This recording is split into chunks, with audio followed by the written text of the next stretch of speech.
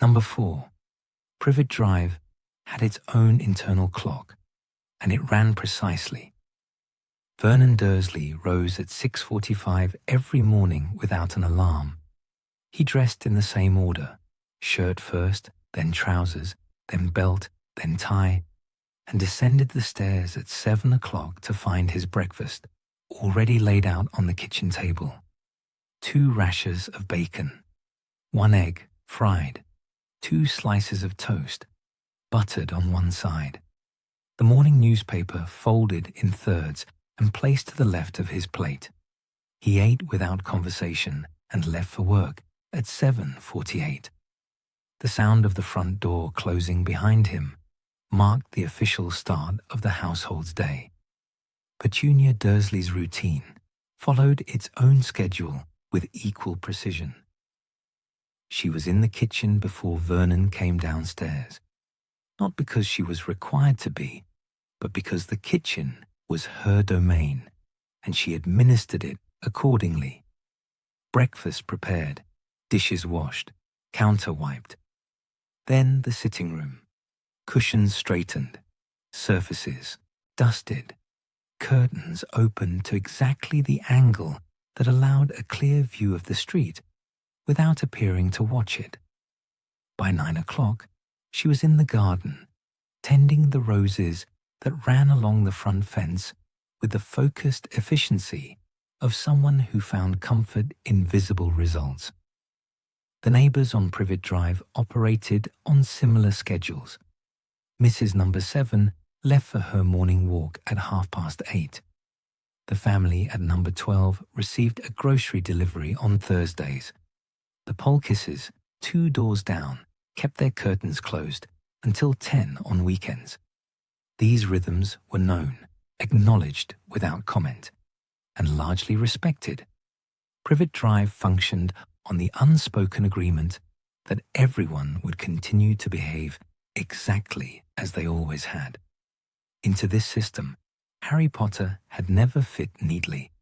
He was present in the way that a piece of mismatched furniture is present, occupying space, acknowledged when necessary, otherwise worked around. He ate his meals at the kitchen table in near silence. He kept his bedroom door closed. He did not interfere with Vernon's newspaper or Petunia's routine, or the general operating order of the household. Over the years, a kind of practical detachment had developed between him and the Dursleys. Not peace exactly, but a functional arrangement. He existed in the house. They tolerated his existence. The machinery moved forward. This summer had begun identically to every summer before it.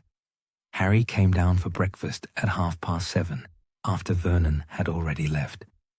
He poured himself a bowl of cereal from the cupboard, took his usual seat at the far end of the table, and ate without speaking. Petunia moved around the kitchen with her back mostly turned, wiping surfaces that were already clean. Neither of them acknowledged the other beyond the basic logistics of sharing a room. The cereal was consumed, the bowl was rinsed, and Harry returned upstairs. The morning proceeded, but something was different. It was not dramatic. There was no obvious signal, no moment that announced itself. It was subtler than that, a shift in the air pressure of the household, the kind that goes unnoticed individually, but accumulates over days into something that cannot quite be dismissed. Dudley Dursley was watching Harry, not in the way he used to watch him, not with the particular attention of someone calculating angles of approach, not with the broad, restless energy that had once preceded shoves in corridors, or the targeted cruelty of someone who had learned that Harry could not fight back without consequences. That version of observation had been straightforward in its purpose. This was different.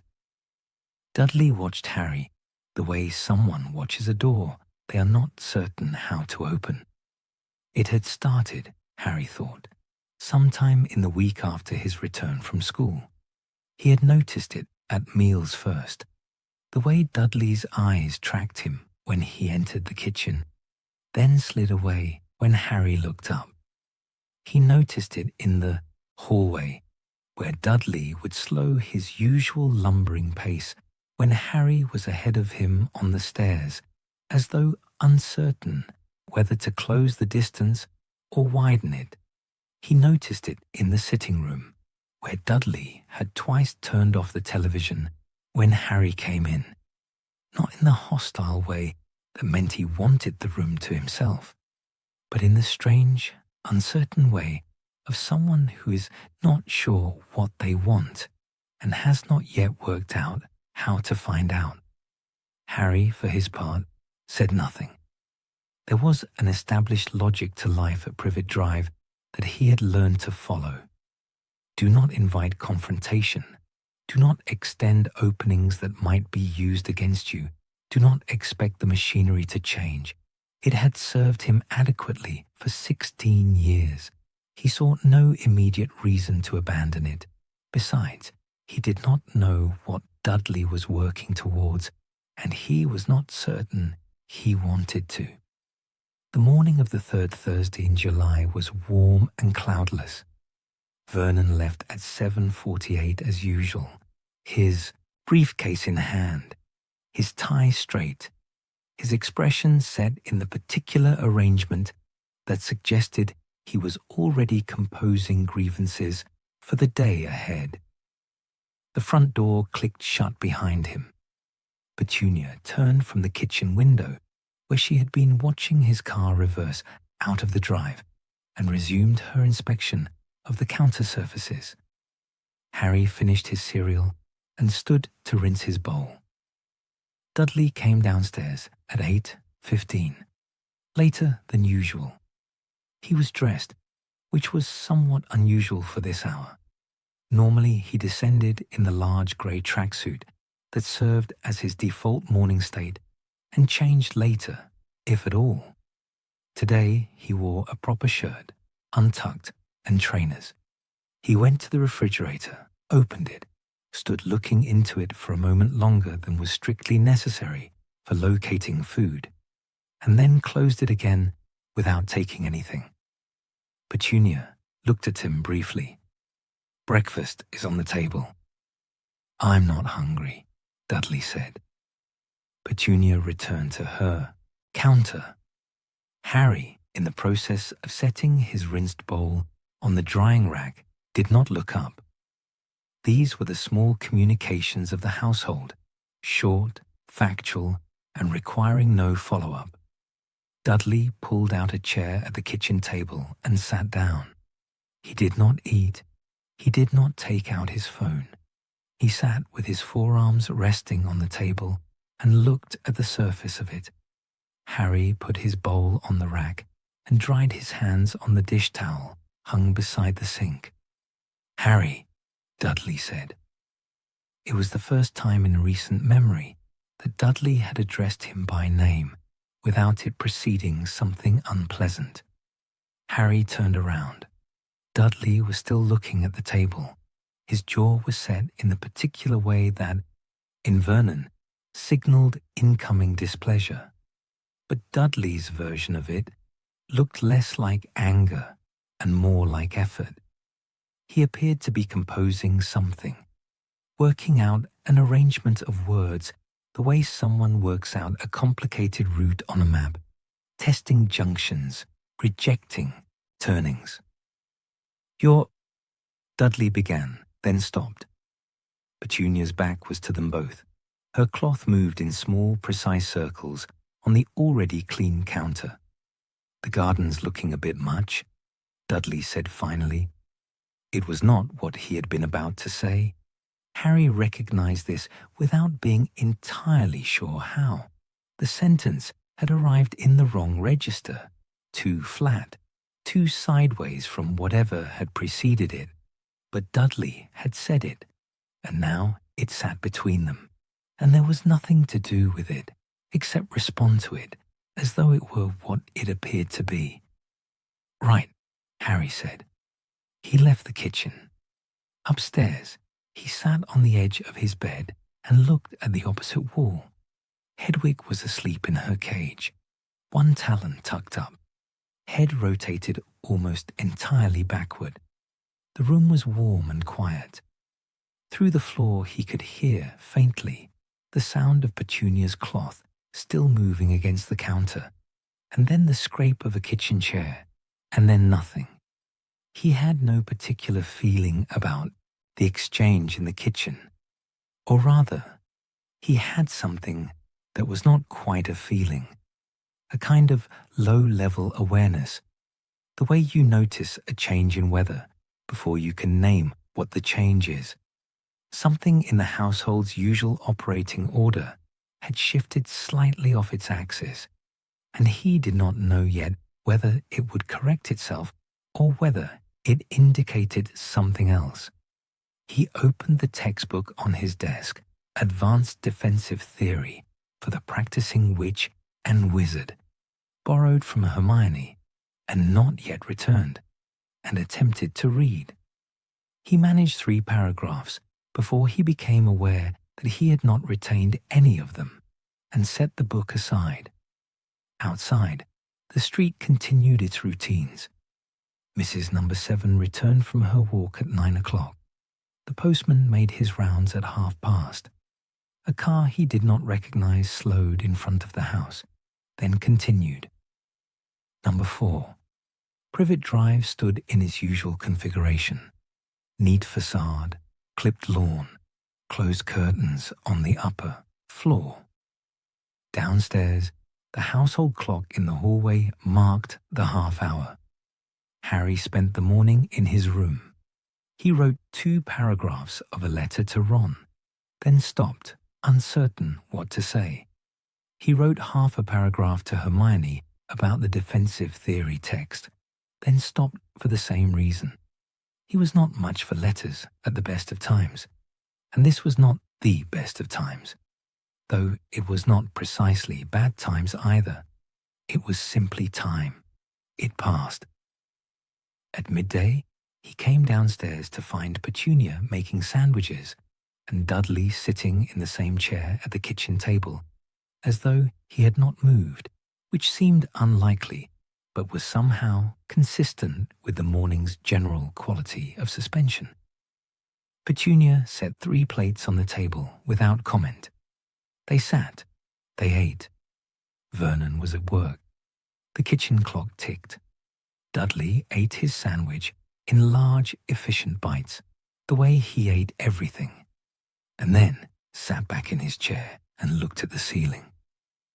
Harry ate his at a more moderate pace and looked at his plate. Petunia ate precisely and looked at neither of them. "Were you going out this afternoon?" Petunia asked Dudley. This was a routine question. She asked it most days, and most days the answer was yes. Dudley would be out until evening, and Petunia would have the house to manage as she preferred. "No," Dudley said. Petunia did not respond to this, but something in her posture adjusted slightly. A small recalibration, the way a system adjusts when an expected variable behaves unexpectedly. She collected the plates, rinsed them, and began preparing the afternoon's tasks. Dudley's eyes moved to Harry. Harry looked up. Their eyes met for a fraction of a second before Dudley looked away again, out the window and toward the garden where nothing in particular was happening. Harry returned to his room after lunch. The afternoon was long and warm and entirely uneventful. He finished the letter to Ron, though it contained nothing of consequence. He read another chapter of the defensive theory text, and this time retained it. He lay on his bed and looked at the ceiling for a while in the particular way that was less sleep and more a suspension of activity, a temporary standstill while the brain sorted through its contents without supervision. At 4 o'clock, Dudley knocked on his door. It was not a sound Harry had ever heard before. Dudley's knuckle on the bedroom door, produced in the normal human way that one knocks on a door to indicate presence and request entry. Harry sat up. "Yeah," he said. Dudley opened the door and stood in the frame. He was still in the same clothes from morning. He looked at some middle point of the room, not at Harry directly, not away. "Do you want the remote?" Dudley said. "I'm done with it." Harry looked at him. "No, thanks." Dudley nodded. He stayed in the door frame for a moment longer than was necessary for the purpose of offering the remote control. And then he left, pulling the door partially closed behind him. Harry sat on the edge of his bed and listened to Dudley's footsteps move down the hallway and down the stairs. The remote control explanation had been another one of those sideways sentences. A container for something that did not fit inside it, arrived at, because whatever was meant to be said had not been available when needed. Harry recognized the structure. He had used it himself many times. He was not certain what to do with this recognition. Downstairs, the front door opened and closed. Vernon returned from work at his usual time. The household shifted into its evening configuration. Footsteps in the hallway, the scrape of Vernon's briefcase set down, the sound of Petunia's voice producing the customary inquiries about the day, and Vernon's voice producing the customary answers. The machinery of number 4 resumed its most familiar rhythm. Harry sat where he was. Through the floorboards, he could hear the muted sounds of the household below. The movement between kitchen and sitting room, the television coming on, the low particular frequency of Vernon settling into his chair, Petunia beginning dinner. These sounds were entirely ordinary. They had been the backdrop of every summer of his life for as long as he could remember.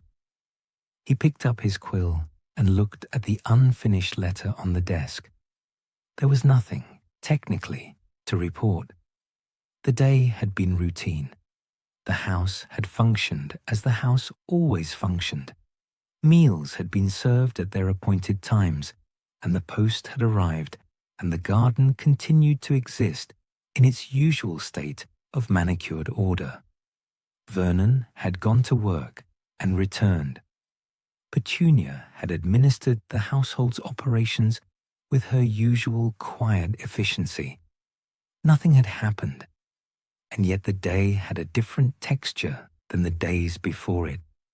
Not altered exactly, but altered at the edges. Something in the household's established operating order had produced a small, unexplained anomaly. The machinery had run, but one of its gears had turned differently. Once in the morning, and again at midday, and again at 4 o'clock, and each time it had turned differently, it had settled back into the usual rhythm without incident, and the day had continued, and the clock in the hallway continued to mark the hours. Downstairs, Petunia called them to dinner. Harry set down his quill, stood, and went to join the household for the evening meal. The stairs creaked in their accustomed places. The kitchen smelled of something boiled. Vernon was already in his seat, unfolding his napkin, resuming the newspaper he had not finished at breakfast. Dudley came downstairs 30 seconds behind Harry. He pulled out his chair. He sat down. He reached across the table and picked up the salt shaker without being asked, and set it beside his own plate, and did not look at Harry. The dinner proceeded as dinners on Privet Drive had always proceeded, quietly, efficiently, without anything that required particular acknowledgement. Outside, the evening settled over the street. The neighbours moved through their routines. The garden sat in its tended order. Number 4. Privet Drive continued to function as it had always functioned, on the unspoken logic that things would continue tomorrow as they had continued today. This, Harry thought, might not be entirely accurate, but it was how the household worked. And so dinner finished, and the plates were cleared, and the evening arranged itself around Vernon's television programs, and the clock in the hallway continued its steady, uninterrupted count. The following morning ran to its usual schedule. Vernon's alarm did not sound. It never needed to. And by 6:55, his footsteps were already moving along the upstairs corridor toward the bathroom, and by 7 o'clock, the stairs were registering his descent in the familiar sequence of creaks that Harry, after 16 years, could have mapped precisely without looking. Third step. From the top. The landing. The long straight run to the bottom. The slight pause at the hallway mirror, which Vernon consulted every morning with the expression of a man confirming that his reflection continued to meet his standards. Harry was already awake. He had been awake for some time, lying on his back with his hands behind his head and looking at the ceiling in the grey pre-morning light. Hedwig had returned some time before dawn and was now asleep with her head tucked sideways into her wing. The room smelled faintly of the summer heat that had been building in the walls since June and had not found a way out. He heard Vernon settle into his kitchen chair. He heard the newspaper unfold. He heard Petunia's movements. The particular efficiency of someone who has performed the same sequence of tasks so many times that the tasks no longer require thought, only execution. Kettle, toaster, frying pan. The small domestic percussion of number 4's morning, reliable as a timetable. Harry dressed, made his bed with the moderate care that had become habit, and went downstairs at 7:35. Vernon was on the second half of his newspaper by then, the bacon already reduced to a plate smear and the egg to a memory. He did not look up when Harry entered.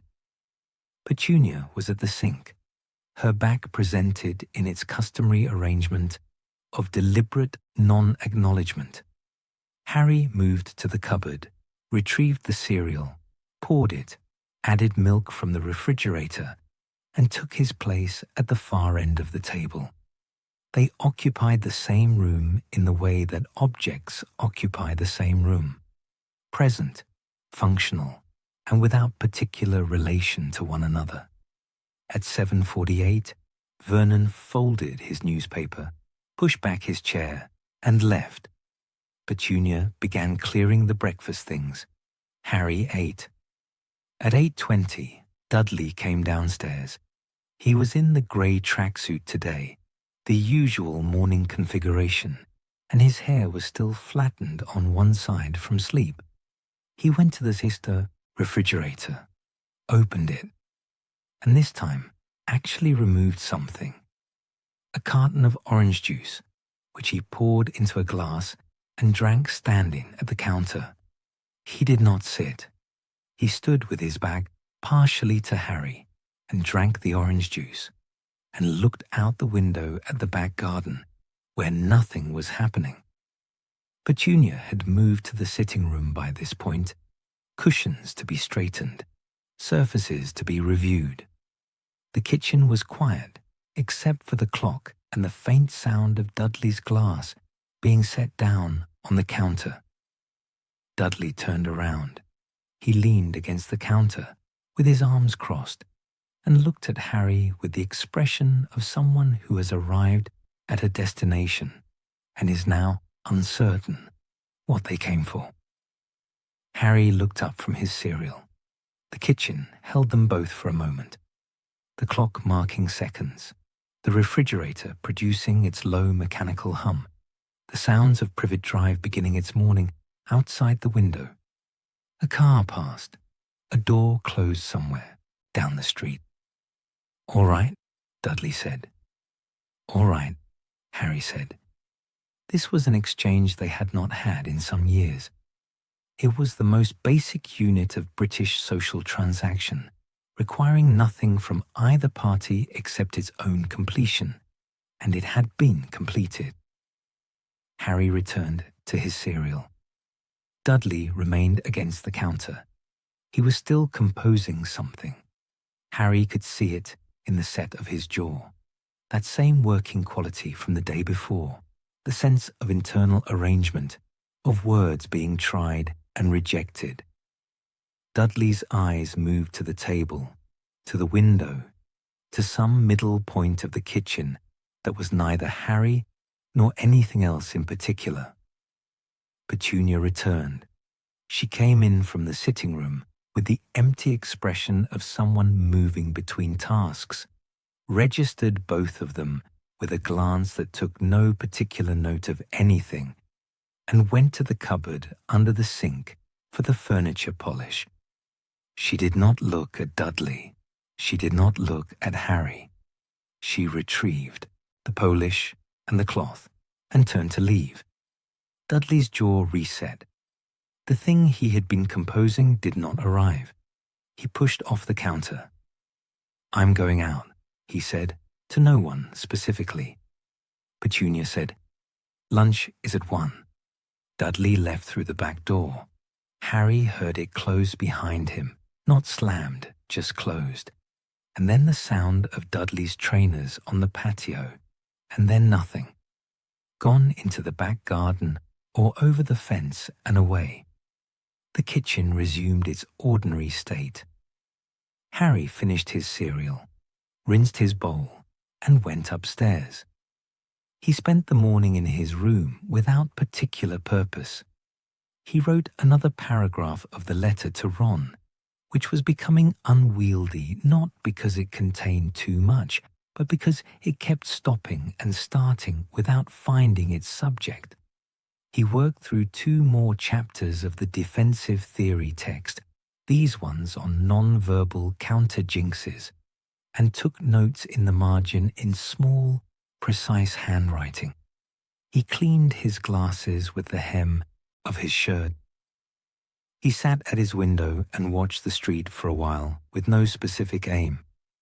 Mrs. Number 7 returned from her walk. The postman came and went. A delivery lorry parked outside Number 12 for 20 minutes and then departed. At 11 o'clock, he heard the back door open and close, and Dudley's footsteps in the kitchen, and the refrigerator opened and closed, and the footsteps moved through the hall and up the stairs. Harry listened to them pass his door without pausing and continued to Dudley's room, and then Dudley's door closed. At 1 o'clock, Petunia called them to lunch. The 3 of them sat at the kitchen table, Vernon absent at work, his chair empty and slightly pushed back from the table as he had left it that morning. Petunia had made soup and set it out in 3 bowls with bread on a separate plate in the center of the table. She sat down, straightened her napkin, and began to eat. Dudley pulled his bowl toward him. He broke a piece of bread and held it without eating it and stared into his soup. "It's tomato," Petunia said, which was not a response to anything except perhaps Dudley's expression. "I know," Dudley said. He ate the bread. Harry ate his soup. It was from a tin, heated correctly, exactly the temperature it was supposed to be. He ate methodically and without comment, the way lunch at Number 4 generally proceeded. "Harry," Dudley said. It landed in the middle of the table the same way it had yesterday, abrupt, slightly too deliberate, carrying the weight of something larger than the single word. Petunia's spoon paused for 1 half second above her bowl and then continued. Her eyes remained on her lunch. Harry looked at Dudley. Dudley was looking at his soup. He had the bread in both hands now, turning it slightly as though it required examination. His shoulders were set in the particular arrangement of someone who has decided to do something and is now in the process of doing it with great difficulty. "Last year," Dudley said. Then he stopped. Petunia set her spoon down. She reached for her glass of water, took a measured sip, and set it back down precisely where it had been. She did not look up. "Last year," Dudley said again, and this time he kept going. But what came out was, "Did you see the match? Premiership. United." He said it in a flat, sideways way that suggested he was not particularly interested in the answer. Harry looked at him for a moment. "No," he said. "Right," Dudley said. He ate his soup. Harry ate his soup. Petunia resumed her spoon. The lunch finished without further conversation. Petunia cleared the bowls, rinsed them, stacked them on the rack. Dudley pushed back his chair and left the kitchen. Harry stayed at the table for another moment, and then he too left, and the kitchen returned to its midday quiet, and the clock continued its work. That afternoon, Harry came downstairs at 3:30 for a glass of water. Dudley was in the sitting room. The televisions was off, which was unusual for this hour. Normally by mid-afternoon, the television served as Dudley's primary occupation, providing a background to the sprawl of cushions and crisp packets and the general domestic entropy that accumulated around him when he was at rest. Today, the television was dark, and Dudley was sitting on the sofa with his elbows on his knees and his hands clasped, looking at the carpet. Harry got his water from the kitchen tap. He could see Dudley from where he stood.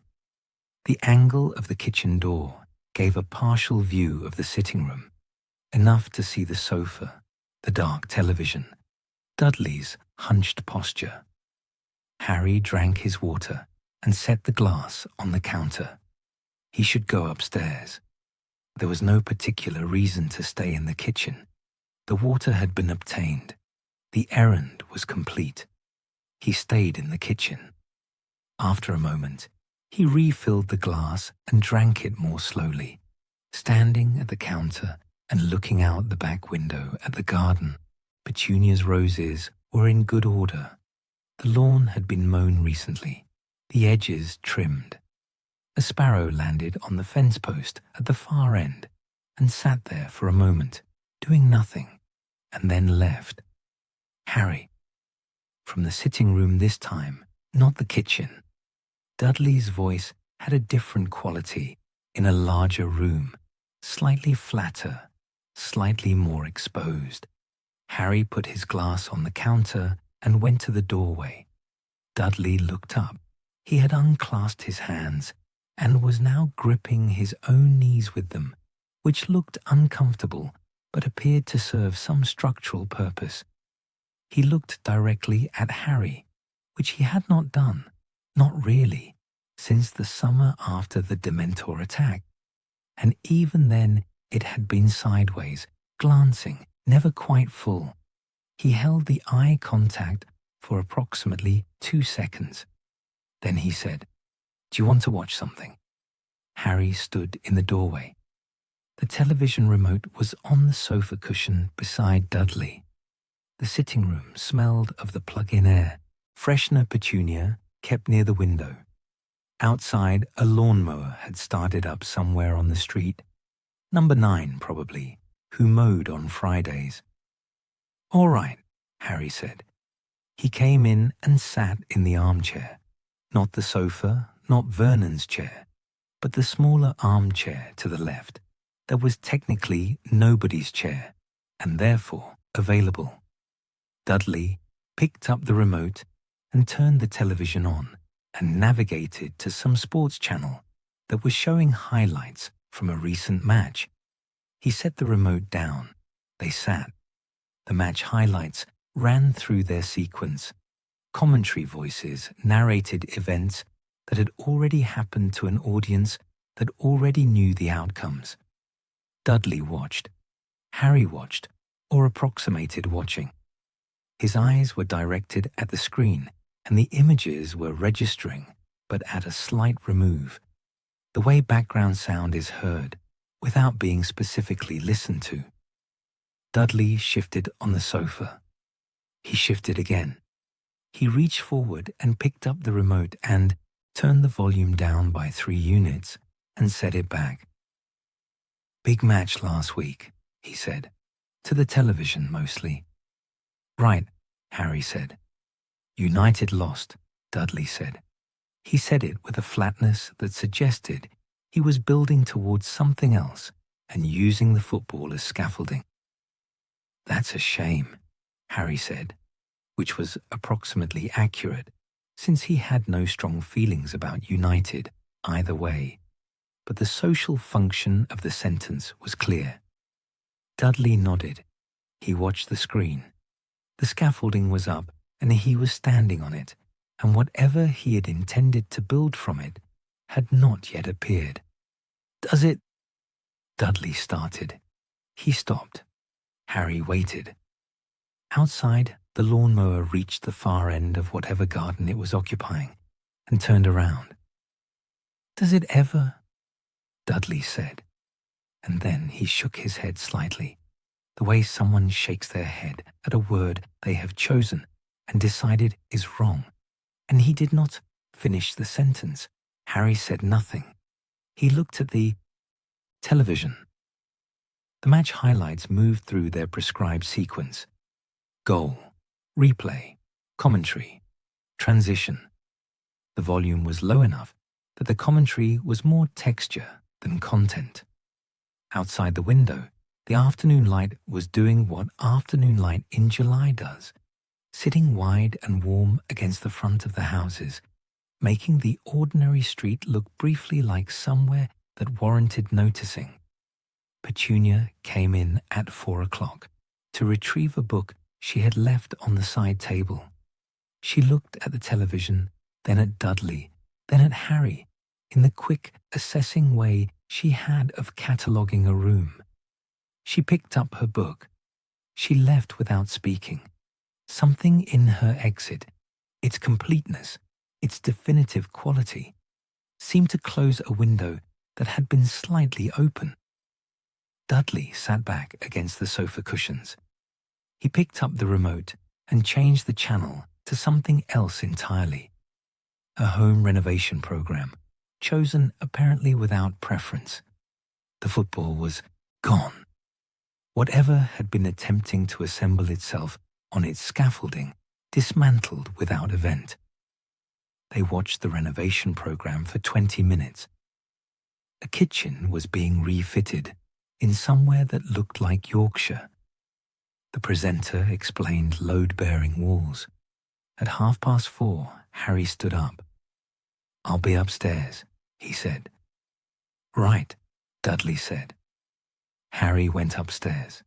He sat at his desk and looked at the unfinished letter to Ron. He picked up his quill. He put it down again. Through the ceiling of the sitting room, he could hear the faint domestic sound of the television continuing its programming. The renovation program giving way to something else, and something else after that. He thought about the sentence Dudley had started twice now and not finished. Does it ever? He did not know what the end of the sentence was. He had a sense of its general direction, the way you have a sense of a street's destination before you have reached the corner. But the specific words had not been located, and without them the sentence remained open. He picked up his quill again and added 2 sentences to the letter to Ron. Not much happening here. The usual. He stopped, looked at the 2 sentences, and thought that they were both true and not true at the same time. which was a more complicated thing to write around than he had capacity for at present, so he folded the letter and set it aside. Downstairs, Vernon's car turned into the drive at 5:53. The front door, the hallway, the briefcase, the mirror, the kitchen, where Petunia was already running the sequence of dinner preparation, her movements as scheduled and precise as they had been at breakfast. Harry heard Dudley come out of the sitting room and into the hallway to meet Vernon, the way he did some evenings.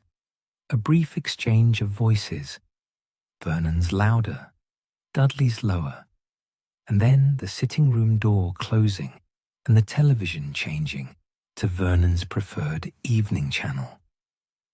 The household assembled, itself for dinner. Harry washed his hands at the upstairs sink, dried them on the towel, and looked in the mirror for a moment without particular purpose. The face that looked back was his own, unremarkable, unchanged. He turned off the light and went downstairs. Dinner was served at 6:15. Pork chops, potatoes, green beans arranged on the plate in Petunia's efficient manner. Vernon ate with the focused appetite of a man who regarded meals as a legitimate entitlement after a day's work. Dudley ate with his eyes on his plate, not the ceiling tonight, and not the table, his plate specifically, as though it had his attention and nothing else warranted it. Halfway through the meal, he passed Harry the potatoes without being asked. Vernon did not notice. Petunia's eyes went briefly to the potato dish, and then to her own plate, and then to a point beyond the table that was no particular place at all. Harry took the potatoes. "Thanks," he said. "Yeah," Dudley said. It was not the thing. Harry knew it was not the thing. It was another sideways sentence, another piece of scaffolding that would come down when the building did not materialize. But it was the most direct exchange they had managed in possibly years, and it had happened at the dinner table in front of Vernon, and Vernon had not noticed, and the household had not adjusted or recalibrated or noted it in any way. It had simply occurred, and dinner had continued, and now the clock in the hallway was marking the hour, and outside the long summer evening was doing what long summer evenings do, which is to suggest, by their simple duration, that there is more time available than there actually is. The plates were cleared at 7. The household arranged itself for the evening. The machinery ran on. Dudley Dursley did not think about the night of the Dementor attack in any organized way. It was not that he avoided it deliberately. Avoidance required a kind of ongoing effort, a repeated decision, and Dudley had not made any such decision. It was more that the memory did not behave the way his other memories behaved. Most things he remembered had edges, a beginning, a middle, an end, retrievable in sequence when required and ignorable when not. The Dementor attack did not have edges. It sat in him differently, without clean borders, surfacing in fragments at irregular intervals, and then receding without resolution. He had not told anyone this. There was no one, particularly, to tell. His friends, Piers, Dennis, Malcolm, Gordon, operated on a social frequency that did not accommodate this kind of information. Their conversations ran on a specific track: football, films, what had happened at whose house, what someone had said about someone else. It was a workable system. Dudley had functioned within it for years and expected to continue functioning within it. There was no junction on that track where I had an experience I cannot explain, and it has rearranged something I cannot name could be introduced, without derailing the entire thing. His parents were similarly unavailable for this purpose, though in a different way. Vernon Dursley's approach to things that did not fit within his established understanding of the world was to reclassify them as things that did not exist, or, if that was not possible, things that were not worth discussing. The Dementor attack had been processed, as far as Harry could tell, as an incident that should not have occurred and would not be referred to. Vernon had not asked Dudley how he was afterward. He had not asked what Dudley had experienced. He had provided, in the following days, a slightly increased quantity of Dudley's preferred foods and a new DVD box set, which was his customary method of conveying that something had happened and was now over. Petunia was more complicated. Dudley had seen something in her face the night they came home, something that moved across it and was immediately suppressed, like a door opened, briefly and then firmly shut. She had made him tea. She had sat across from him at the kitchen table and watched him drink it with her hands folded and her expression arranged in its most neutral configuration.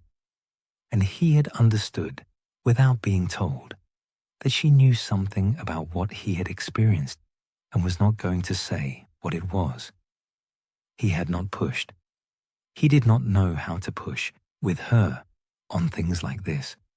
So the memory had remained where it was, unsorted, unprocessed, sitting in its particular location in his chest where it produced, at intervals, a low and unspecific weight. On the 4th Friday of July, Dudley came home from an afternoon with Piers to find the house empty. A note on the kitchen table in Petunia's handwriting said that she and Vernon had gone to the Joneses for dinner and would return by 10. His own dinner was in the refrigerator, covered with foil. Beneath it was a second note, smaller, which said microwave 4 minutes in the same handwriting, because Petunia operated on the assumption that specific instructions were always preferable to general ones. Dudley read both notes, put them back on the table, and stood in the kitchen for a moment in the particular way of someone who has arrived home to find the house's usual conditions suspended. He could hear from upstairs the faint sound of movement, Harry in his room, the predictable small sounds of someone reading or writing. The floorboards in the upper corridor had their own pattern of sounds depending on where you stepped, and Dudley had grown up knowing which boards corresponded to which parts of the house, the way you know a language you have never formally studied. Harry was at his desk, or the window, not pacing. Dudley got his dinner from the refrigerator, put it in the microwave, and set it for 4 minutes. He ate alone at the kitchen table. The house was quiet in a way it was not usually quiet. The particular quiet of a house missing its largest personality, Vernon's presence being a thing that occupied rooms even when Vernon himself was not actively doing anything. Without it, the house's actual dimensions became briefly apparent. He rinsed his plate, dried his hands, and went upstairs. He passed Harry's door without stopping. He went to his own room, sat on the edge of his bed, and looked at the wall. The wall had a poster on it, a footballer taken down and replaced several times over the years as preferences shifted. Currently someone whose name Dudley would have been able to produce in the morning, but which did not come immediately to mind now. Beside it, a shelf with a DVD box set from Vernon and several others accumulated over years of birthdays and Christmases. A desk with things on it that were not particularly organized. A window with the curtains half drawn against the afternoon light. He sat and looked at the wall. The thing about the Dementor, the things, was that they had made him feel something he had not felt before and had not felt since, and could not adequately describe, which was itself a problem, because Dudley's relationship with language was functional rather than exploratory, and he did not habitually reach for words that were not immediately obvious. What he had felt was cold. That part was physical and therefore reportable, genuinely cold from the inside in a way that had nothing to do with temperature. And then, underneath, or alongside, or somehow simultaneous with the cold, the worst thing he had ever felt. Not pain exactly, not fear exactly. Something that preceded both. Something foundational, as though whatever sat underneath the ordinary experience of being himself had been briefly located and addressed directly. He had heard his own worst memories. He could not have said before that night that he had worse memories. He was 17. His life had been, in material terms, quite comfortable. He had been given things and had not been refused things, and had moved through his days with the reasonable assurance that this would continue. He had not thought of himself as someone with worst memories, because he had not thought of himself as someone who required that particular category of storage. But they were there. They had been located and played back at him in the dark of Magnolia Crescent, and they were not what he would have predicted, and this was the part he had not been able to tell anyone. He had expected, if he had expected anything, that his worst memories would be the ones that felt worst at the time. A bad match, a thing someone said, getting in trouble for something. The obvious ones, the ones with clear edges and clear causes. What had surfaced instead were things he had not known he was storing. A smaller boy sitting alone in a school canteen. Dudley knew whose face it was. He had seen it every day for 11 years. He did not need to look closely. He had walked past it many times without looking at all, and the Dementor had taken this fact and played it back to him in the dark with a quality of clarity he had not chosen. A boy at the bottom of the stairs in a house that was also his house, sleeping in a cupboard. A group of boys following someone through a park. One of them was him. He knew which one. He was sitting on the edge of his bed, and his hands were on his knees, and the late afternoon light was coming through the gap in the curtains, and outside the street was running its usual Friday evening sequence. He had not asked to see those memories. They had been selected for him by something that apparently knew which ones qualified, and the criteria it had used had not been what hurt Dudley most, but something closer to what Dudley had done and had not, until that moment, considered. This was not an easy thing to sit with. He sat with it. There was a notepad on his desk, a plain one, bought for school purposes and largely unused.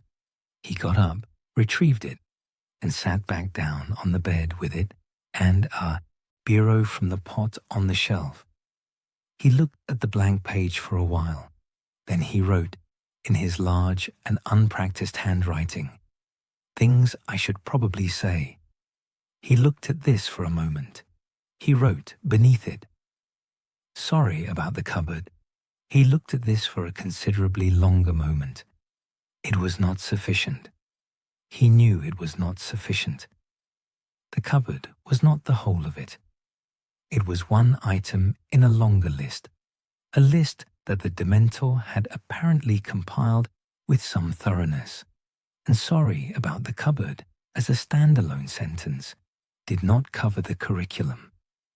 But it was the one that had weight, specifically, the the one he kept returning to, because the cupboard was a fact of the house he still lived in, and the fact of it had apparently been sitting in him for longer than he realized. He wrote a few more words, crossed them out, wrote them again in a slightly different order, crossed those out too. The problem was not knowing what he meant. He knew, approximately, what he meant.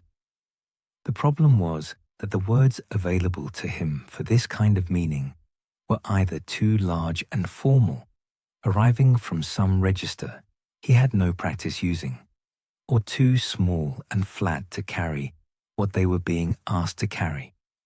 He moved between them and found none of them adequate. He sat for a while longer. Then he tore the page off the notepad, folded it once, and dropped it in the bin beside the desk. He put the notepad back. He put the biro back in the pot. He stood at his window and looked out at the street. A car he recognized, the Jensens, number 8, was pulling into their drive. Further down, someone was walking a dog. The light on the pavement had the long, flat quality of a summer evening in mid-progress. Down the hall, he could still hear the faint sounds of Harry at his desk. Quill or pen on paper. A small, regular sound, slightly scratchy. The kind of sound a person makes when they are writing something that has a clear destination.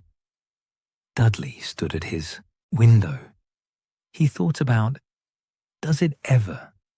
And the fact that he had not finished the sentence because he had not known at the moment of speaking what the end of it was.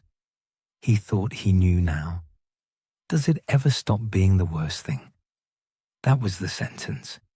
He had not finished it because finishing it would have required Harry to answer it, and Dudley was not certain he was ready for the answer, whatever the answer was. He also thought about the smaller version of the question, the one underneath it. Did I make it worse? He did not write this down. He stood at his window until the light changed and the street moved into early evening, and then he went downstairs and made himself a cup of tea in the empty kitchen and sat at the table with it. The note from Petunia was still there, both halves of it, sitting in their original positions.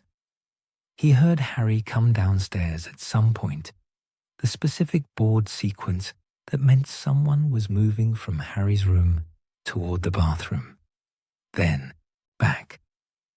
The house's sounds, its particular language of creaks and footsteps, carried their information through the walls and floors the way they always had. Dudley drank his tea. At 9 o'clock, he put his cup in the sink and went back upstairs and lay on his bed in the dark with his hands behind his head and looked at the ceiling. The ceiling offered nothing useful, which was what ceilings generally offered. He thought about the torn-up note in the bin. He thought about, sorry about the cupboard, sitting in its folded square in the bin beside the desk, which was not the same as saying it and was not the same as not thinking it, and occupied some intermediate position that was not comfortable, but was, for now, the best he had managed. Vernon and Petunia came home at 10:15. He heard the front door, the hallway, the kitchen, the brief domestic sounds of return. Petunia's voice, Vernon's, louder, the cupboard where the coats were kept, then quiet, then the house settling into its sleeping configuration, room by room, until the only sound was the clock in the hallway and outside the street, which had no particular feelings about any of this and continued regardless. Saturday morning arrived with the particular quality of Saturday mornings on Privet Drive, which was to say it arrived slightly later and with marginally more noise than weekday mornings. Vernon having no office to be at, but retaining out of apparent principle, the conviction that weekend mornings should still be administered with structure. By 8 o'clock, he was downstairs. By 8:15, he had retrieved the weekend edition of the newspaper from the front step, thicker than the weekday version, requiring both hands, and installed himself at the kitchen table with it. Petunia made a full breakfast on Saturdays: bacon, eggs, toast, grilled tomato, and a pot of tea rather than individual cups. The smell of it moved through the ground floor of the house with the comfortable authority of a thing that had always been done this way and would continue to be done this way. Harry came downstairs at 8:30. He registered the fuller-than-usual breakfast spread, took his usual seat, and served himself with the moderate efficiency of someone who has learned not to draw attention to the act of eating. Vernon was on the front page. Petunia was at the stove. The Saturday machinery was running. Dudley came down at 8:50. He was showered and dressed. Saturday had not softened this habit, apparently, and he pulled out his chair and sat down and reached for the toast with the directness of someone who has decided, before arriving, that they are going to eat breakfast and not hover in doorways or stand at the counter examining the contents of the refrigerator. He buttered his toast. He poured his tea. He looked at Harry. Harry was eating. He was not looking up. His plate was half cleared, and his tea was steaming gently in its cup, and he had the aspect of someone managing the meal efficiently, with the intention of concluding it and returning upstairs. Dudley set down his butter knife. "Harry," he said. Vernon's newspaper lowered by approximately 4 inches. Not all the way, not far enough to constitute full attention, but enough to indicate that the paper was now functioning as a monitoring device rather than an absorption device.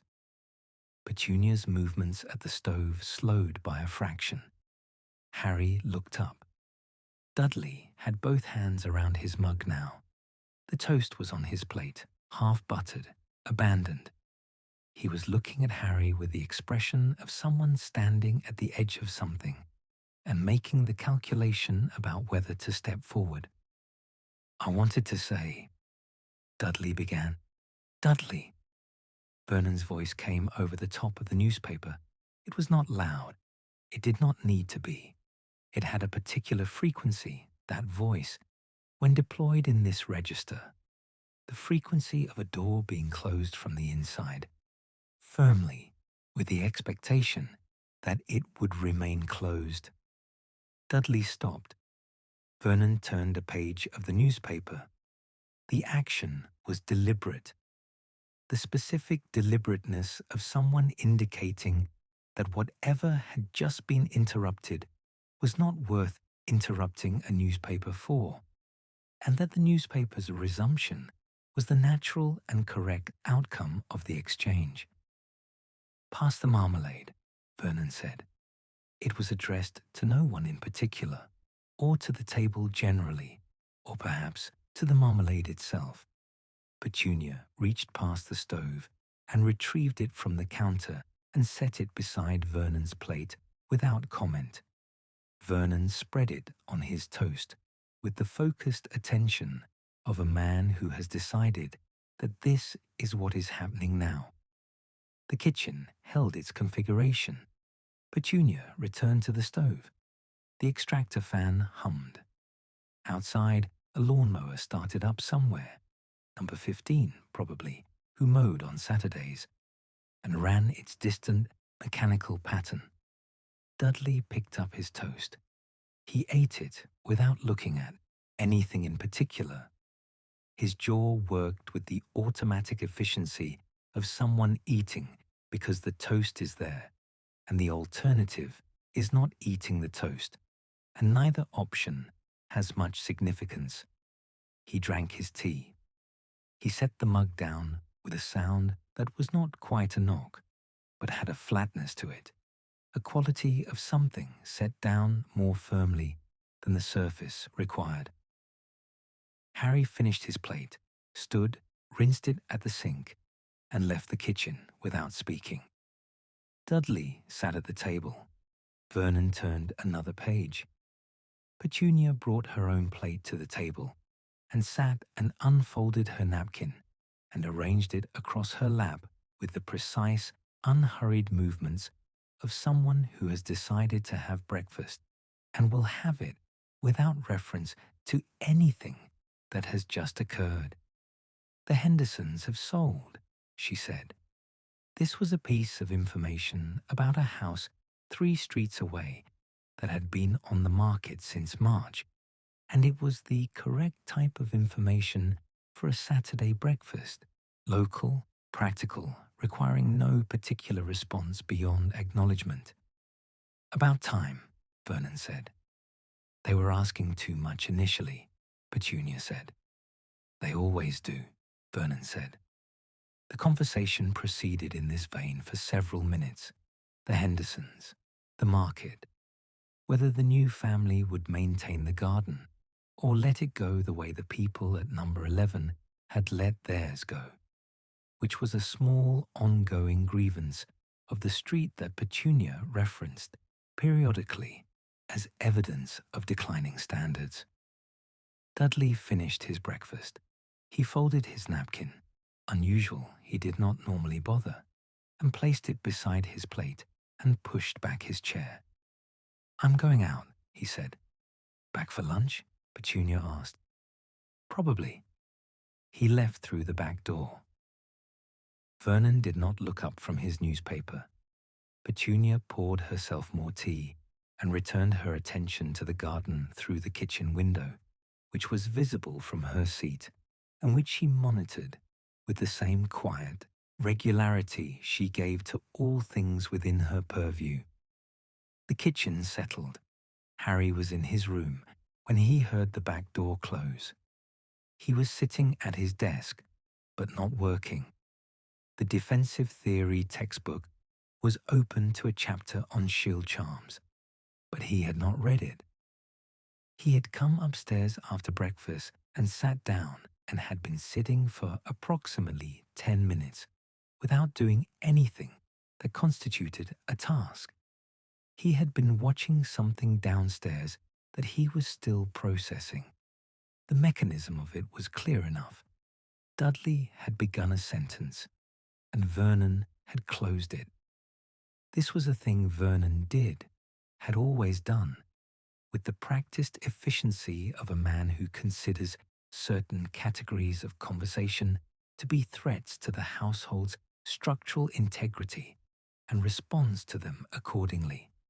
Harry had been the subject of this mechanism many times. He recognized its operation from the receiving end. What was different was that this time he had been watching it from the outside. He thought about Dudley's face in the moment before Vernon spoke, the expression of someone standing at an edge. He thought about the sentence that had started, "I wanted to say," and what might have followed it if the newspaper had not descended 4 inches and the marmalade had not been requested. He had by now a reasonable hypothesis about what Dudley was trying to say. He had had the hypothesis for several days. He had not known what to do with it, because the hypothesis required a certain kind of response, and he had not identified what that response should be, and he had found it easier to continue operating as though the hypothesis did not exist and wait to see what happened. What had happened was Vernon. He opened the textbook and read the first paragraph of the Shield Charm chapter. He read it twice. He turned the page and read the first paragraph of the next section. He closed the textbook. Dudley came back at 11:30. Harry heard the back door, the kitchen, the refrigerator. the sequence of a person returning and processing the fact of being returned. Then footsteps in the hallway, and up the stairs, and past Harry's door, and into Dudley's room. The door did not close all the way. Harry noted this without assigning it particular significance.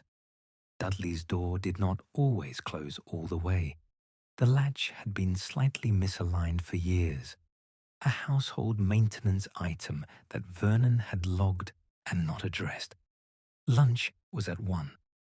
Vernon was in good spirits at lunch, which meant he was expansive and loud and talked about something from the newspaper, a planning decision in the next borough, a proposal that he found objectionable, and said so at length. Petunia listened with the attentive neutrality she deployed when Vernon had a topic. Dudley ate his sandwich. Harry ate his sandwich. Dudley had not looked at Harry since breakfast. This was not hostile. It did not have the texture of the old hostility, which Harry had developed quite a refined ability to detect. It had a different texture entirely, the texture of someone who has tried something and had it cut off and is now deciding whether to try again through a different route or to stop trying for the time being. Harry watched this without appearing to watch it, which was a skill developed over years of operating in this household. Vernon finished his account of the planning decision, concluded that the people responsible for it were incompetent and probably worse, and pushed back his chair and announced he was going to wash the car. This was a Saturday afternoon activity that Vernon conducted with the thoroughness of a man who believed that things worth doing were worth doing correctly, and it would occupy him for at least 2 hours. Petunia began clearing the lunch things. Harry stood to help. He did this sometimes, not as a gesture, but as a practical matter, moving plates from the table to the counter in the small, efficient way of someone doing a task because the task needs doing. Dudley remained seated. He was looking at the table, not at anything on it, just at the surface. His sandwich was finished. His glass was empty. He had no particular reason to still be sitting there, but he was sitting there, in the specific way of someone who has not yet decided to move. Petunia took the last plates to the counter and turned on the tap. "Harry," Dudley said. Petunia's tap ran. It was different this time. The word had less build-up, less of the effortful quality. It arrived more flatly, less as an announcement, and more as a simple address. Harry, who was in the process of moving the breadboard from the table to the counter, paused. He looked at Dudley. Dudley was still looking at the table. His hands were flat on it now, one on each side of where his plate had been, as though he was steadying himself against some minor instability. "I wanted to say something," Dudley said. "Earlier." Petunia's tap continued. Her back was to them. She was rinsing plates with the precise, unhurried movements of someone who is focused on rinsing plates. "I know," Harry said. Dudley looked up. It was the first time Harry thought that they had looked at each other with any real directness in possibly years. Not the glancing, sliding eye contact of the past week, but actual, direct, held eye contact. The kind that acknowledges that two people are in a room and are both aware of it. Dudley opened his mouth. The back door opened.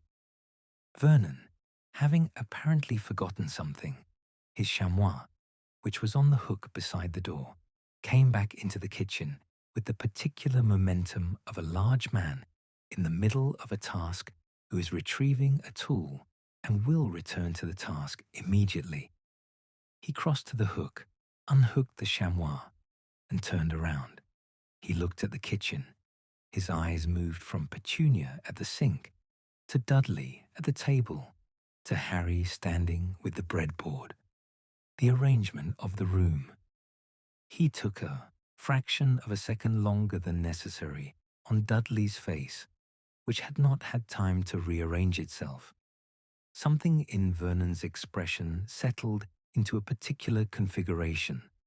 Not anger, not exactly, but the expression of a man who has identified something he does not intend to permit and is communicating this without requiring words to do it. "Dudley," he said, "come and give me a hand with the car." It was not a question. Dudley's hands came off the table. He pushed back his chair. The look he had been holding with Harry broke, and his eyes went to Vernon, and he nodded once in the small automatic way of someone responding to an instruction that does not allow for response. He followed Vernon out the back door. The door closed. Petunia's tap ran. She turned it off. She dried her hands on the dish towel and folded it over the oven handle and turned around, and her eyes went briefly to where Harry was still standing with the breadboard in his hands. And then she picked up her cloth and moved to the counter and began wiping it. Harry set the breadboard down. He looked at the back door for a moment, closed, solid, its paint the same shade of white it had always been. Through it, faintly, he could hear the sound of Vernon's voice beginning its instructions about the car, and Dudley's shorter answers, and then the particular sound of a bucket being filled from the outside tap. He looked at the space where Dudley had been sitting. The chair was pushed back at an angle from where Dudley had left it, not tucked in. Petunia would tuck it in when she wiped the table. The household would absorb it, as the household absorbed everything, quietly, efficiently, without comment. Harry put the breadboard in its place beside the stove. He went upstairs. He sat at his desk and opened the Shield Charm chapter, and this time he read it, the whole of it, with moderate attention and moderate retention. And when he finished it, he turned to the next chapter, which was on deflection jinxes and required a different kind of focus. The afternoon proceeded. Outside, the sound of Vernon washing the car ran its long, thorough course. Water, the chamois. Vernon's commentary, audible in tone if not content, on the subject of the car's condition and what was being done about it. Dudley's responses, shorter, lower. The clock in the hallway marked the hours. The household continued. Sunday morning was overcast. The cloud cover had moved in overnight. Not dramatically, not with rain. Just the quiet arrival of a grey ceiling that sat over Privet Drive and reduced the light to something flat and diffuse.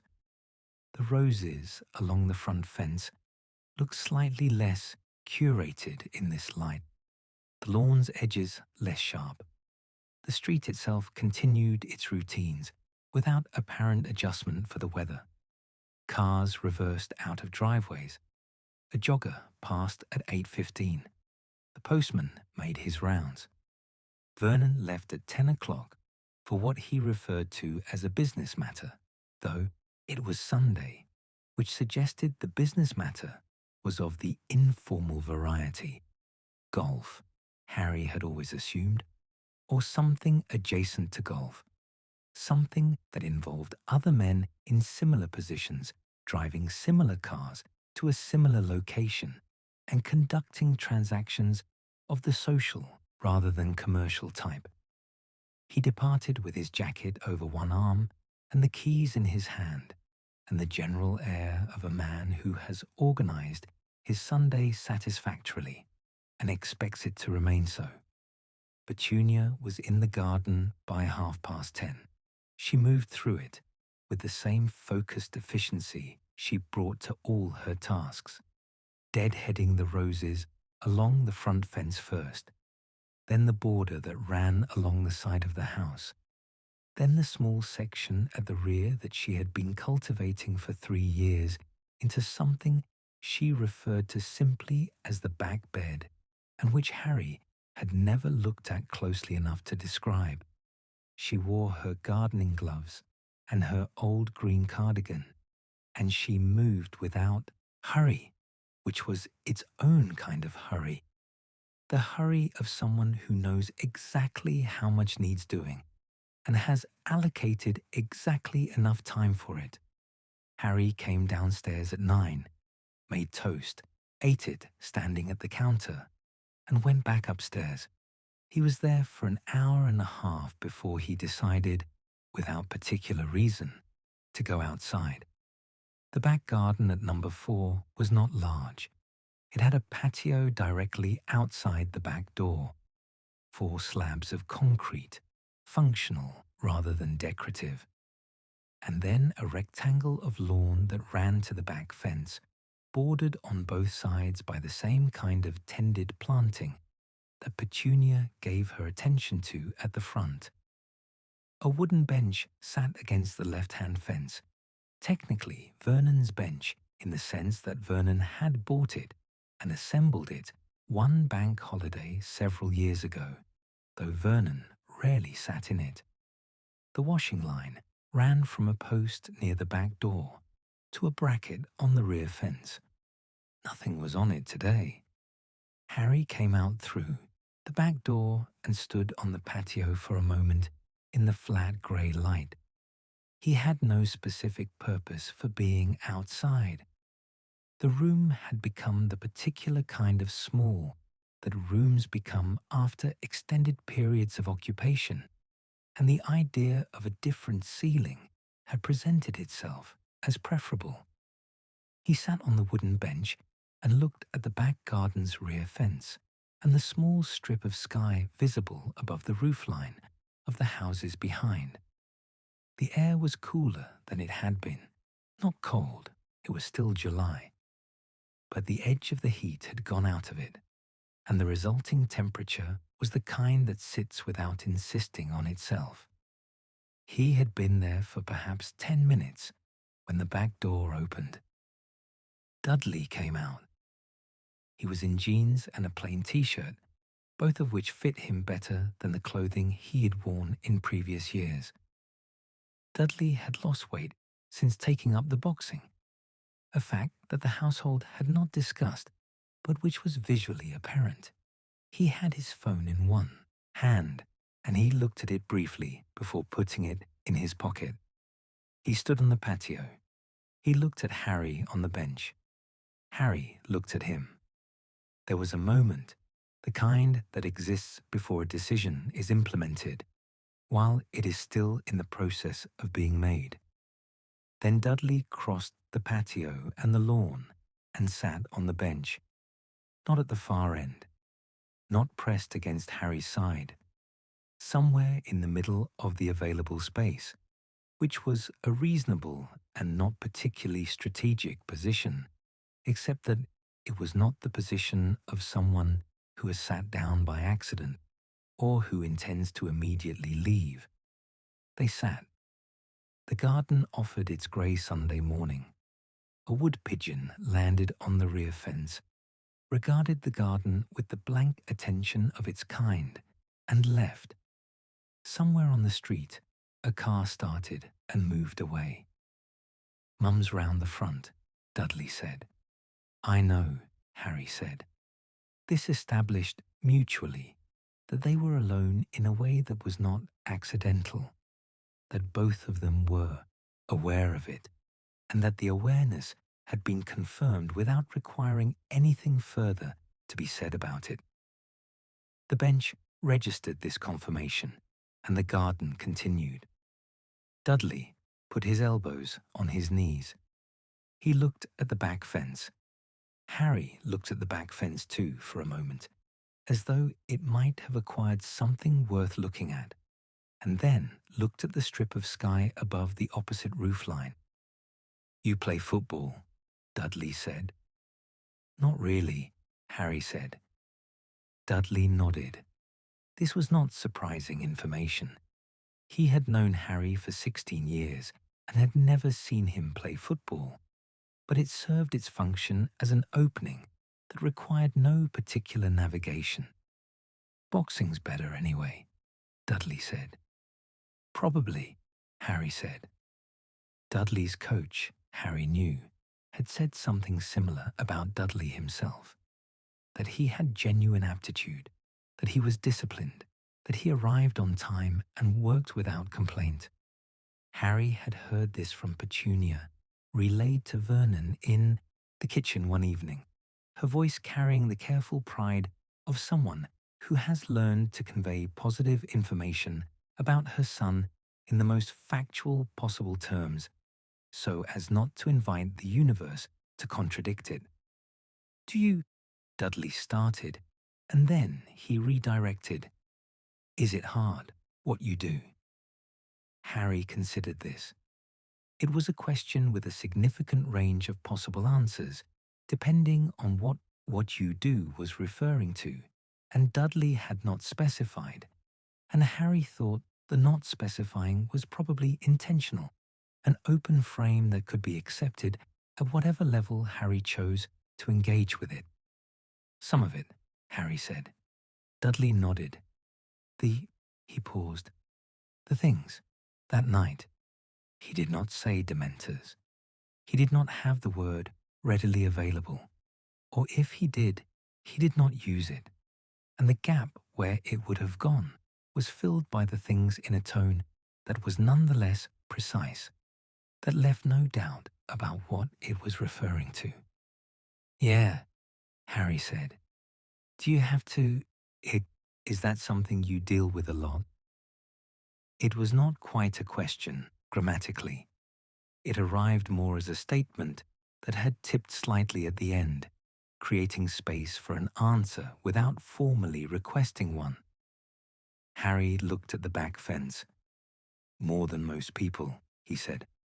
He said it without particular weight, not as a complaint, not as information requiring a response, just as an accurate characterization of the situation. Dudley absorbed this. He was quiet for a moment. A proper quiet, not the loaded silences of the past week, freighted with unsaid things, but something slightly more settled.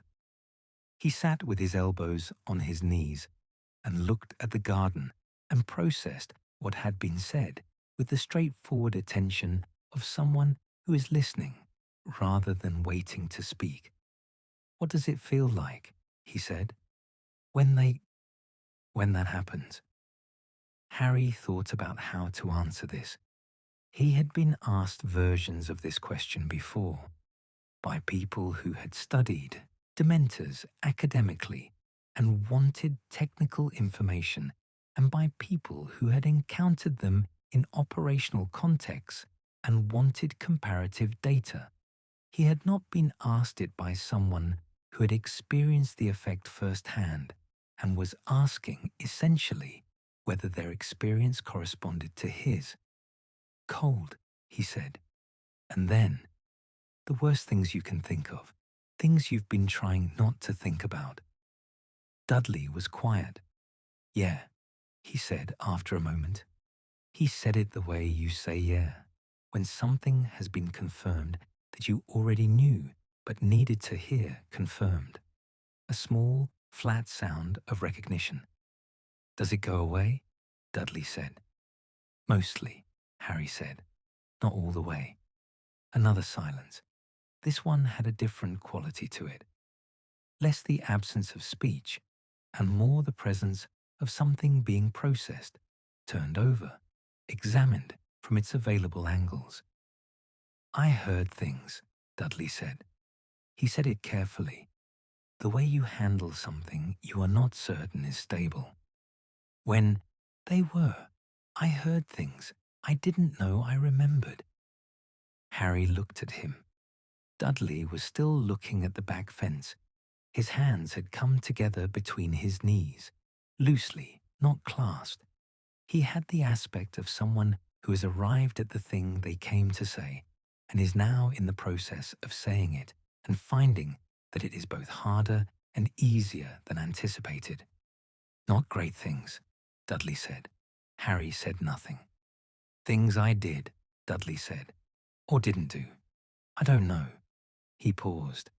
Both, probably. The wood pigeon returned to the fence post. It sat there with its characteristic expression of having no particular feelings about anything, which was useful background. The grey light continued its flat, even distribution across the garden. Harry thought about the summer after second year, and the summer after third year, and the summer after fourth year. He thought about 11 years of a specific arrangement. He thought about a cupboard under the stairs and a camp bed and meals, eaten alone, and birthdays that were not acknowledged.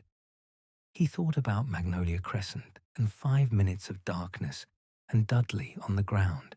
He thought about what you do with a list like that. I know, Harry said. It was 2 words. It was not absolution, and it was not minimization, and it was not an invitation to continue or a signal to stop. It was simply the acknowledgement that the thing Dudley was referring to was known, had been known, existed in the record. It landed between them on the bench and sat there with the same stillness as the garden. Dudley exhaled slowly through his nose. Right, he said. They sat for another few minutes without speaking. The wood pigeon left.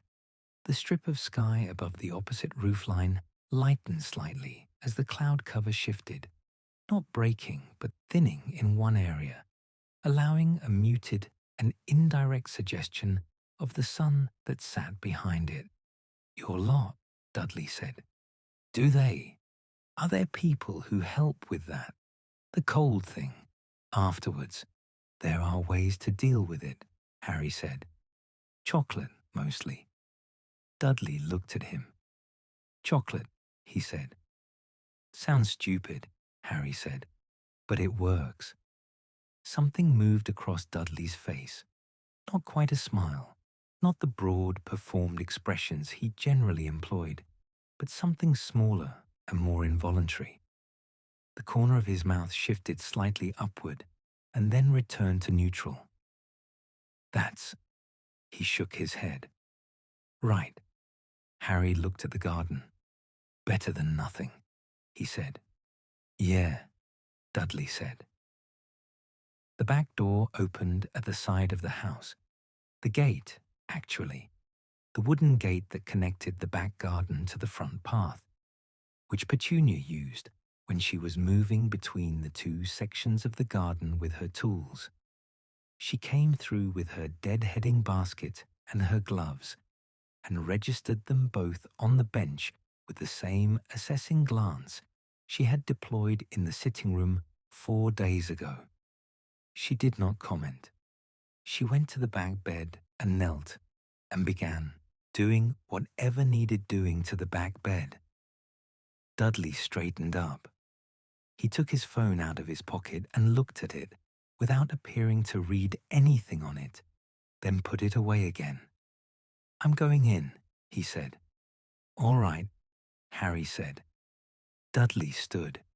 He looked down at Harry for a moment, standing over the bench, hands at his sides, in the particular arrangement of someone who has not quite finished something, but has reached the end of what is available to them right now. Harry, he said. Harry looked up. Dudley's mouth opened and then closed. He nodded once, a small, definitive nod, the kind that stands in for a sentence, and turned and walked back across the lawn and over the patio and through the back door, which closed behind him with its usual sound. Harry sat on the bench. Petunia worked at the back bed without comment. Her gloved hands moved through the soil with practiced efficiency. The garden held its Sunday morning quiet. The grey light, the empty washing, line, the rear fence with its recently vacated fence post. Something had been said. Not the thing, not yet, but something that had cleared the ground for it, removed some of the accumulated obstruction, made the approach more navigable. The garden continued. The cloud cover thinned a little further overhead, not enough to produce actual sunlight, but enough to shift the quality of the grey to something marginally lighter. Harry sat on the bench a while longer. Monday arrived, with the heat returned. The cloud cover that had sat over Privet Drive through Sunday had moved on overnight, and by 7 o'clock the sky was the particular shade of uninterrupted blue that indicated the heat would build through the morning and sit, heavy and unmoving, through the afternoon. The garden's brief respite was over. The pavement would be warm by 9. By midday, the street would have the slightly glazed quality it acquired during sustained heat. Cars ticking in driveways, curtains drawn against, the sun, the neighborhood, operating at a slightly reduced pace. Vernon's Monday proceeded identically to his other Mondays. He descended at 7, ate his breakfast, read his newspaper, and left at 7:48. The door closed. The car reversed. The sound faded. Petunia opened the kitchen window to admit what breeze existed, not much, and began her morning sequence. Harry came down at 7:40, which meant he overlapped briefly with Vernon's final minutes at the table.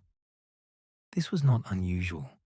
They occupied the same space with the practiced non-acknowledgement of people who have shared a house for 16 years and reached a functional accommodation with that fact. Harry poured his cereal. Vernon finished his newspaper. The clock marked the quarter hour. After Vernon left, the kitchen settled into its secondary morning configuration. Quieter, slightly less pressurized, the air rearranging itself in his absence. Harry ate. He was on the last few spoonfuls when Dudley came downstairs at 8 o'clock, earlier than usual, which Harry noted without comment. Dudley was dressed again, the second morning running. He went to the refrigerator, removed the orange juice, poured a glass, and remained standing at the counter, which was also the same as last week. The household's patterns had a way of reproducing themselves, morning to morning, with minor variations. But Dudley did not look out the window this time. He looked at Harry. Harry finished his cereal and stood to rinse the bowl.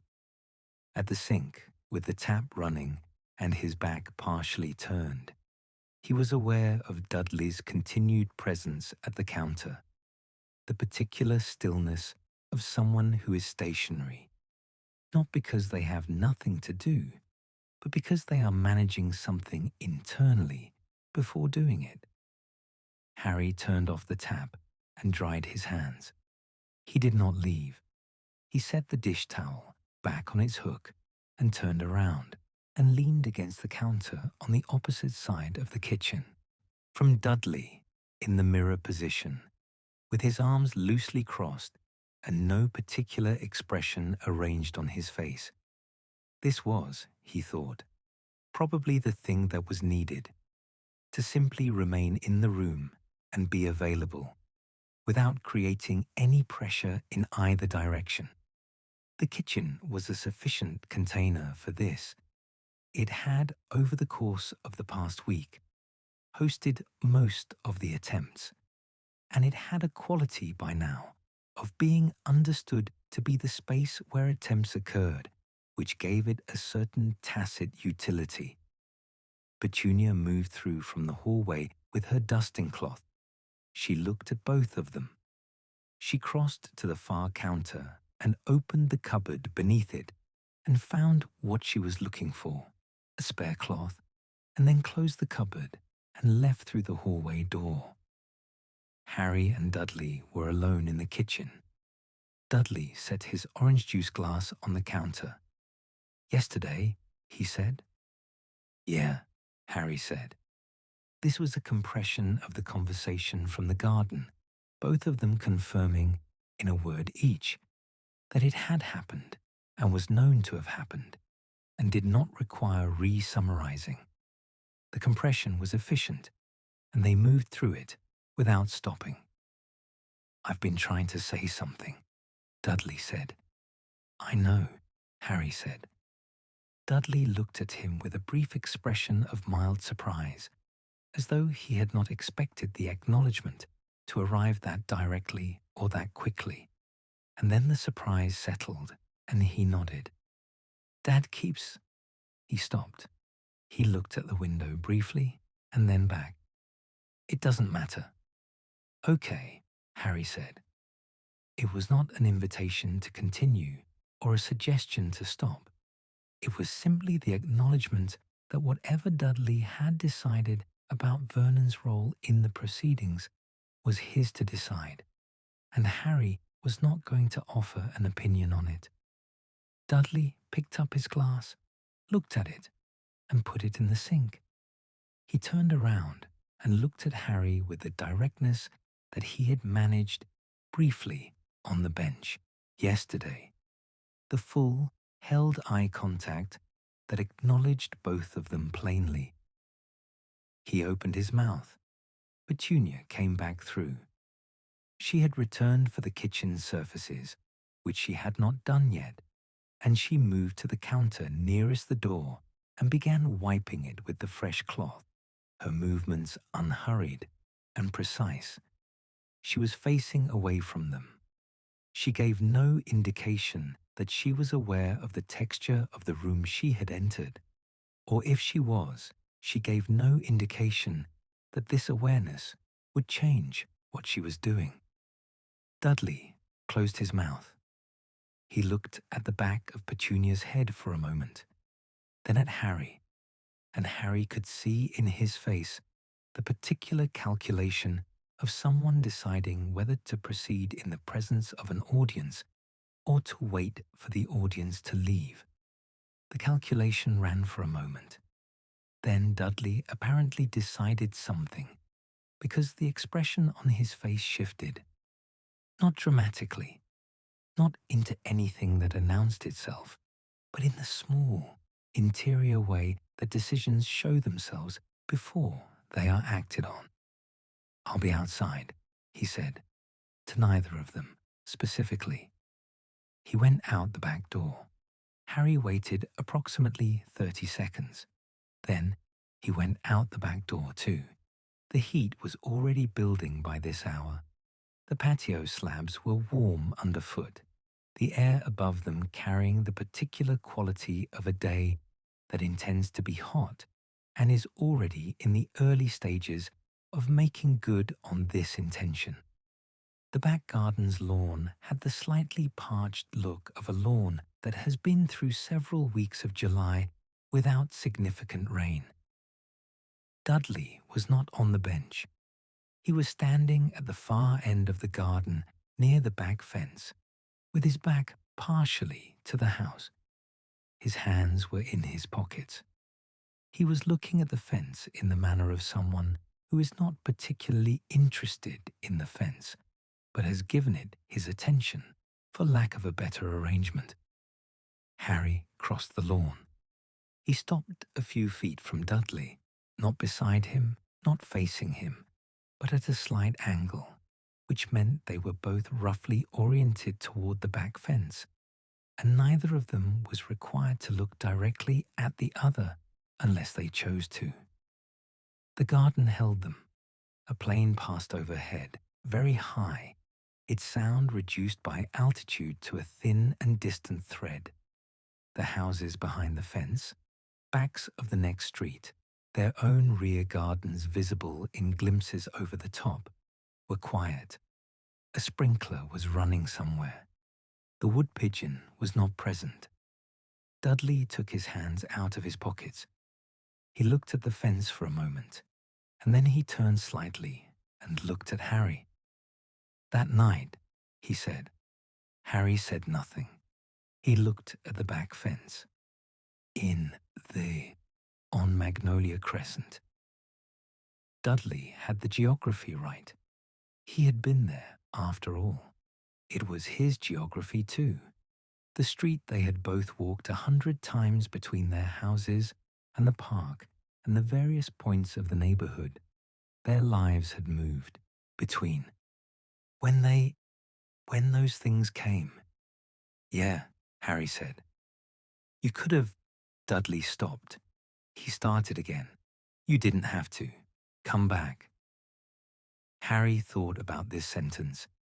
It was the most direct thing Dudley had said in the entire week, possibly in a considerably longer period than that. It was also accurate. He had sent the Dementors away, and he had, in the seconds after, the option of leaving Dudley where he was and walking away, and he had not done that. I know, Harry said. Dudley said, and then he shook his head slightly, the shake of someone rejecting their own phrasing. I wasn't good to you before. The garden absorbed this sentence. Harry looked at the fence. It was a plain wooden fence, the same as the fences on either side, the same as most of the fences in the neighborhood. Treated timber, 6 feet high, functional. He had looked at this fence from various positions in this garden over the course of many summers, and had never had cause to examine it particularly closely. No, he said, which was accurate. Dudley absorbed this without flinching, which was itself something. The old Dudley would have flinched or redirected or produced some version of counter-argument. This Dudley stood beside the back fence and accepted the accuracy of the single word with the stillness of someone who has asked a question they already knew the answer to and has received the answer and is now deciding what to do with it. His jaw worked slightly. I don't know how to. He stopped again. His hands came out of his pockets and he looked at them briefly and then put them back. I'm not good at this. I know, Harry said. Something in Dudley's face moved. Not a smile. Something more involuntary than a smile. Something that was almost the cousin of a smile. The expression you make when something is both difficult and slightly absurd simultaneously. It lasted about a second, and then it was gone. They stood at the back fence. The sprinkler somewhere in the neighboring gardens continued its work. The heat pressed down on the garden from above with the steady, patient pressure of a July morning with nowhere to be. Harry waited. He was not impatient. He had been in this kitchen, in this garden, in this household, for the better part of a week watching Dudley circle towards something, and he had a sense by now of the shape of it, the size of it, and he understood that it was not a small thing for Dudley to produce, even though it would arrive, when it arrived, in small words. That was the nature of it. The words were small. The distance they had to travel was not. Dudley looked at the fence. Then he looked at Harry. The same direct held look from the bench, from the kitchen, from breakfast, accumulating over the week into something that was becoming less effortful each time it occurred. Thanks, he said. Harry looked at him. For, you know. Dudley's voice was flat, deliberately, flat, in the manner of someone keeping tight hold of their register. That night, you didn't have to. He looked away again after he said it. Not as a withdrawal, not as an escape, but the natural look away of someone who has finished a sentence and doesn't require the recipient to have any particular response to it, because the sentence was not a question and does not need answering. It only needs receiving. Harry received it. He looked at the back fence for a moment. "All right," he said. It was two words in a particular British arrangement that meant something more than its components. It was not "you're welcome," which would have required a transaction. It was not "forget it," which would have dismissed what had just been produced. It was the acknowledgement that the thing had been said and had been heard and had arrived at its destination, and that this was sufficient, and that the morning could proceed. Dudley nodded once, a small, definitive nod, the same one from the bench. Yesterday, the one that stood in for a longer sentence and was understood to do so. They stood at the back fence for a moment longer. Then Harry turned and walked back across the lawn toward the house. The grass was dry underfoot, the heat of it rising slightly through the soles of his shoes. The back door was still open from when they had come out. The kitchen was visible through it, the ordinary arrangement of counters and the table and the chairs, Petunia's cloth folded over the oven handle. He went in. He went upstairs. He sat at his desk and opened the letter to Ron that had been accumulating, unfinished, for the better part of a week, and looked at the last two sentences he had written. Not much happening here. The usual. He picked up his quill. He crossed out the usual and did not replace it with anything, because what had been happening was not the usual and was not something he was going to attempt to summarize in a letter, and he did not need to. It had happened. It was in the record. The record did not require annotation. He started a new paragraph and wrote about the defensive theory textbook, which was more straightforward, and finished the letter in 20 minutes and sealed it and set it aside for Hedwig. Downstairs, he heard the back door close. Dudley's footsteps crossed the kitchen. The refrigerator opened and closed. The footsteps moved to the hallway, and then upstairs, unhurried, at their own pace. The household's Monday morning continued in its established pattern. Outside, the heat was settling over Privet Drive with the patient permanence of a July day that has decided what it intends to be and is in the process of being it. The street ran its routines. The postman would come at past. Petunia would be in the garden within the hour. Harry looked at the sealed letter on his desk. Then he looked at the defensive theory textbook, which still had several chapters remaining, and opened it to where he had left off and began to read. Tuesday ran to its schedule. Vernon descended at 7, ate his breakfast, read his newspaper, and left at 7:48. The front door closed. The car reversed out of the drive. The sound of the engine faded down Privet Drive and was absorbed by the general noise of the street beginning its day. Petunia opened the kitchen window. She began her morning sequence. Harry came down at 7:35 and poured his cereal and took his usual seat at the far end of the table. The kitchen smelled of bacon and toast. The clock marked the half hour. Outside, Mrs. Number 7 left for her walk at 8:30, as she always did. Dudley came downstairs at 8:10. He went to the refrigerator. He poured his orange juice. He turned around and pulled out the chair nearest him. Not the counter, not the door frame, the chair, and sat down at the kitchen table. He reached across and picked up the toast rack and took a piece. Harry was nearly finished with his cereal. He looked up, briefly, then back at his bowl. Petunia moved between the counter and the stove without comment. Dudley buttered his toast and ate it.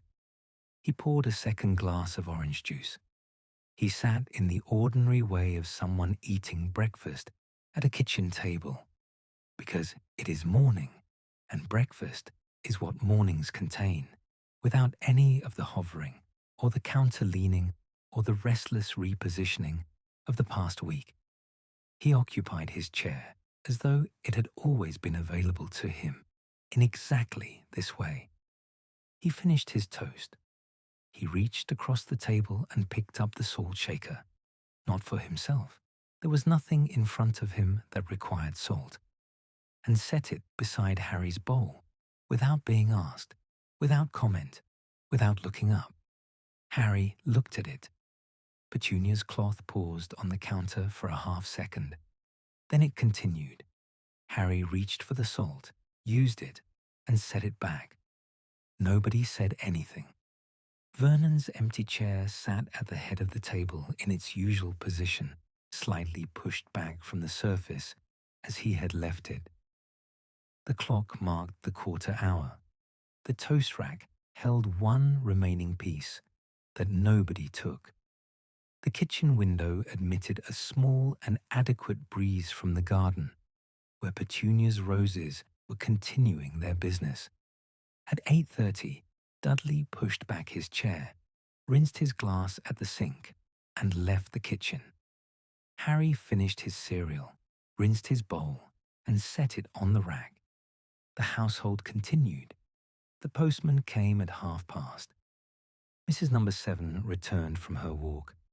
The street ran its Tuesday sequence without deviation or event, as it had run every Tuesday before it, and would run every Tuesday after. Number 4. Privet Drive stood in its usual configuration: neat facade, clipped lawn, curtains open to the correct angle. Inside, the machinery ran.